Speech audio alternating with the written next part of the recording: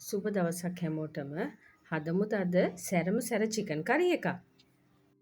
මුලින්ම චිකන් ටික හොඳට සෝදලා ඒකට ලුණු ගම්බිරිස් කහ චුට්ටක් අතගා ගන්න. ඒ වගේම කරපිංච, රම්පේ, සුදුලූණු, තක්කාලි, ලොකු ලූණු ගෙඩියක්, අවමිරිස් කරලක්, පොඩි දෙහි ගෙඩියක්, ඒ වගේම සූදුරු, උළුහාල්, කරදමුංගු, කුරුඳු. ඊට පස්සේ මැටි හට්ටියක් ලිපේ තියාගෙන ඒකට අපට අවශ්‍ය ප්‍රමාණයට තෙල් ටිකක් දාගන්න. තෙල් ටික රත් වෙනකොට අපිට පුළුවන් අපි හදාගත්ත අර කුළු බඩු ටික කුරුඳු, සූදුරු, එනසාල් ඒ ටික තෙලට දාන්න. ඒක ටිකක් බැදෙනකොට අපිට පුළුවන් සුදු ලූණු ටික බැදෙන්න දාන්න.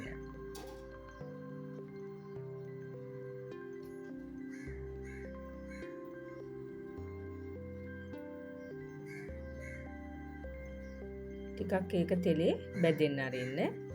ඒත් එක්කම අපිට පුළුවන් ලොකු ලුණු ගෙඩියත් මේකට එකතු කරලා බැදෙන්න දාන්න. රම්පේ, කරපිංච, අවමිරිස් කරල් දෙක, තක්කාලි ගෙඩි හොඳට තෙලේ මැලවෙන්න අරින්න. ඒත් එක්කම මිරිස් අපිට පුළුවන් මෙතන මේස හැඳි දෙකක් විතර එකතු කරන්න. බැදපු 3-5ත් මේස හැඳි දෙකක් විතර එකතු කරලා තෙලේ හොඳින් බැදෙන්න අරින්න.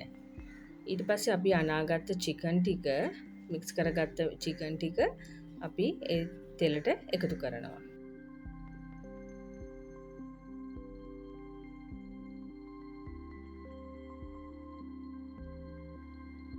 තෙලෙන් පොඩ්ඩක් එක මැලවෙනකොට චිකන් ටික පහේ ටිකත් එක්ක කලවම් කරගන්න. ඊට පස්සේ අපිට පුළුවන් අවශ්‍ය ප්‍රමාණයට වතුර එක් කරන්න.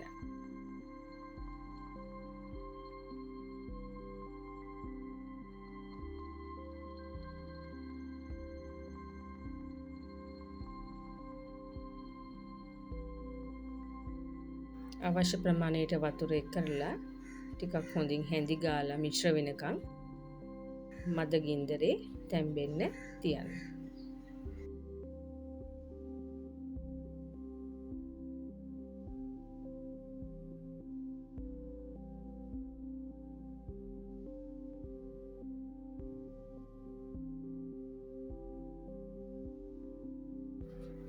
මද ගින්දරේ චිකන් එක උයා ගන්න. ගොඩක් එකපාරටම සැරට ගින්දර දාන්න එපා.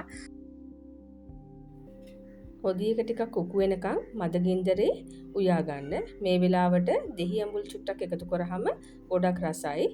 ඔයාලත් මේ විදිහට උයලා බලලා රස කියන්න.